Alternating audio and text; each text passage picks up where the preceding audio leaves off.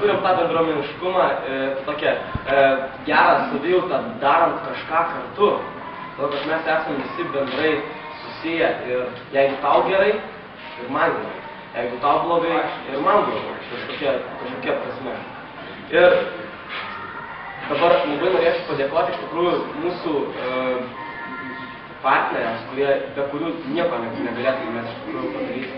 Tai yra šiais metais labai stipriai prisideda miškų urėdijos, tai yra generalinė miškų urėdija. Mes su jais bendradarbiaudami bandysim visus Lietuvos miškus paliesti ir sutvarkyti, ar vienaip ar kitaip.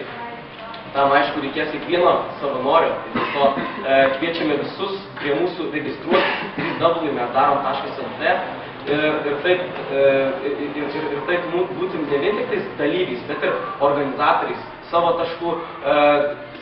taškų tvarkytojais ir panašiai.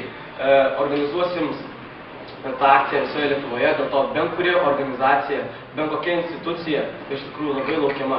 Taip pat dėkojame telekomunikacijų bendrovėm Dell, kuri būtent įsikūrė tą programėlę. Taip pat už mobilųjį ryšį, tuo metu mes savanoriai galime kalbėti ir susisiekti nemokamai. Taip pat generaliniam transliuotojui Televizijon, informaciniam rėmėjui Delfi, Diena Medija, Laisvoji banga bei jau užtikrintai prisidendančiam prie padangų surinkimo Akmenės Cementas.